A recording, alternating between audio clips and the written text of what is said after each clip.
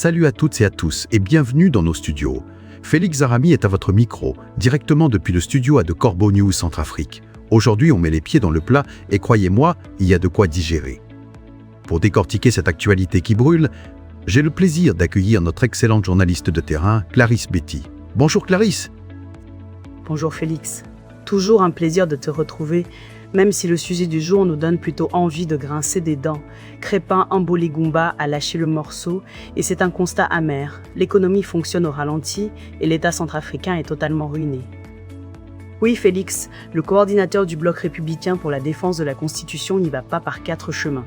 Il nous dresse un état des lieux sans concession de la situation financière et matérielle du pays en cette année 2026. Selon ses déclarations, l'activité économique générale est au point mort, une réalité que l'on voit tous les jours, surtout chez les citoyens les plus modestes. Au point mort, Clarisse, c'est ce que disent les vendeuses au bord des routes, non? Exactement, Félix. Mboligumba s'appuie sur ce quotidien des vendeuses de légumes pour démontrer que le pouvoir d'achat est devenu inexistant et que le circuit commercial est comme figé.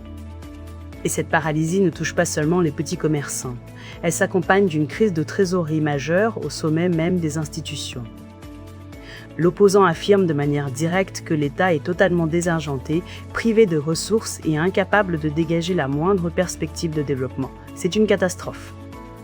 Désargenté, incapable de bouger, c'est donc le constat d'une immobilisation totale du dictateur et de son équipe. Pas de sous, pas de futur, c'est ça, Clarisse? C'est tout à fait ça, Félix. Ce manque de moyens financiers aggrave les fractures internes du pays et l'empêche de sortir de l'impasse politique actuelle. Maintenant, les structures publiques dans une incapacité d'action. Pour Crépin Mboligumba, ce tableau est la preuve cinglante des erreurs de trajectoire du régime en place, un régime qui se retrouve désormais privé de soutien économique solide. Les leaders de l'opposition sont unanimes.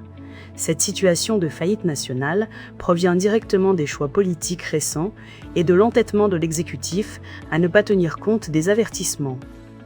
Une asphyxie budgétaire qui, au final, met en danger l'équilibre des foyers centrafricains, qui n'arrivent plus à construire des projets ou à garantir l'avenir de leurs enfants.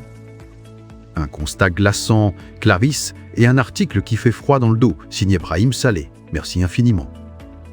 Merci à toi Félix. Et pour toutes vos réactions, vos témoignages, n'oubliez pas nos numéros WhatsApp et téléphone à Corbeau News Centrafrique, le bus 136 75 5 75 75, 75 75 et le bus 136 62 62. Au revoir Félix et à très vite les auditeurs.